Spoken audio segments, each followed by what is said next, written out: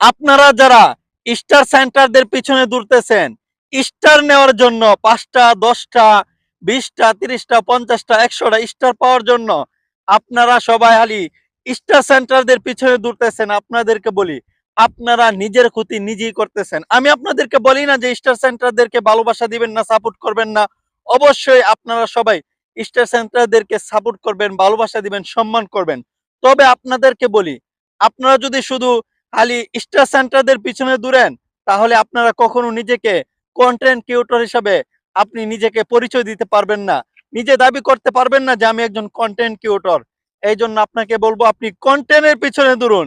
আপনি সুন্দর সুন্দর কন্টেন্ট তৈরি করার চেষ্টা করুন।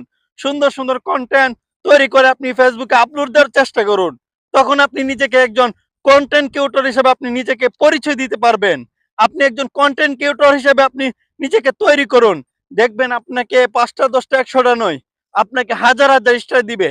আপনি লক্ষ লক্ষ স্টার পাবেন, আপনি স্টার থেকে প্রচুর টাকা ইনকাম করতে পারবেন। এই জন্য আপনাদেরকে বলবো, আপনি কন্টেন্ট ক্রিয়েটরদের পিছনে, কন্টেন্টের পিছনে দৌড়ুন। নিজেকে পরিচয় দেন যে আমি একজন কন্টেন্ট ক্রিয়েটর। অবশ্যই যদি আমার ভিডিওটা ভালো লেগে থাকে, ভিডিওটা শেয়ার করবেন।